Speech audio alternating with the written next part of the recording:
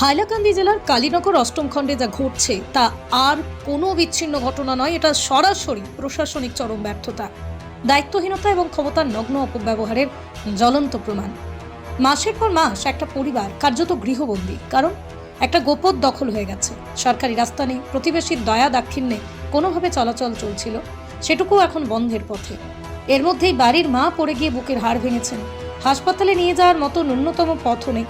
একবিংশ শতাব্দীতেই দাঁড়িয়ে একজন অসুস্থ মানুষ চিকিৎসার অধিকার থেকে বঞ্চিত। এটাই কি আমাদের সভ্যতা? বছরের পর বছর আবেদন, দরখাস্ত, কাকুতি মিনতি, অবশেষে সংবাদ মাধ্যমে খবর প্রকাশের পর প্রশাসনের ঘুম ভাঙে।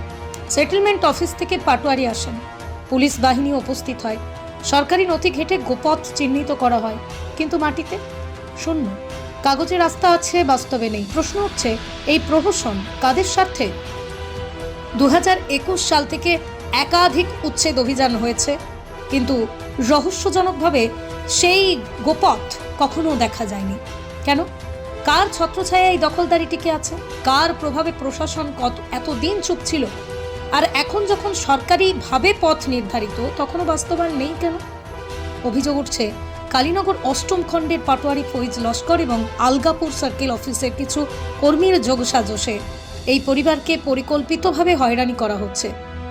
সার্কেল অফিসারের কাছে বিষয়টি জানতে গেলে ফোন পর্যন্ত তোলা হয় না। এটা কি অবহেলা নাকি ইচ্ছাকৃত উদাসীনতা?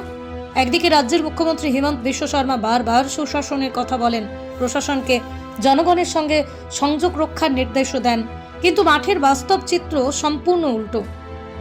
কয়েকজন দায়িত্বজ্ঞানহীন ও দুর্নীতিগ্রস্ত আধিকারিক যেন প্রকাশ্যে সেই নির্দেশকে উপহাস করেছেন। প্রশ্ন উঠছে, মুখ্যমন্ত্রীর ঘোষণাগুলি কি শুধুই মন্ত্রসজ্জার ভাষণ? একটি পরিবার মাসের পর মাস বন্দী, একজন অসুস্থ মা চিকিৎসা পাচ্ছেন না। এটা শুধু অবহেলা নয়, এটা মানবাধিকারের চরম লঙ্ঘন। প্রশাসন যদি ন্যূনতম চলাচলের পথ নিশ্চিত করতে না পারে, তাহলে উন্নয়নের বড় বড় বিজ্ঞাপন কাদের জন্য? গণতন্ত্র মানে শুধু ভোট নয়, ন্যায়, অধিকার, নিরাপত্তা। কিন্তু এখানে রাস্তা নেই, চিকিৎসা নেই, ন্যায় নেই। তাহলে গণতন্ত্রের দাবি কোথায় দাঁড়ায়? কালীনগরের এই ঘটনা প্রমাণ করছে, কাগজে উন্নয়ন আর বাস্তবের উন্নয়ন এক জিনিস নয়। যতদিন না দখল মুক্ত করে সেই গোপথ বাস্তবে নির্মাণ ও ব্যবহারযোগ্য করা হচ্ছে, ততদিন প্রশাসন তার দায় এড়াতে পারবে না। এখনো সময় আছে, চাইলে কয়েকদিনের মধ্যে সমাধান সম্ভব। কিন্তু যদি নীরবতা বজায় থাকে, ইতিহাস সাক্ষী থাকবে একটা অসহায় পরিবারের কান্নার সামনে রাষ্ট্র নির্বিকার ছিল। আর এই নীরবতাই হবে সবচেয়ে বড় অপরাধ।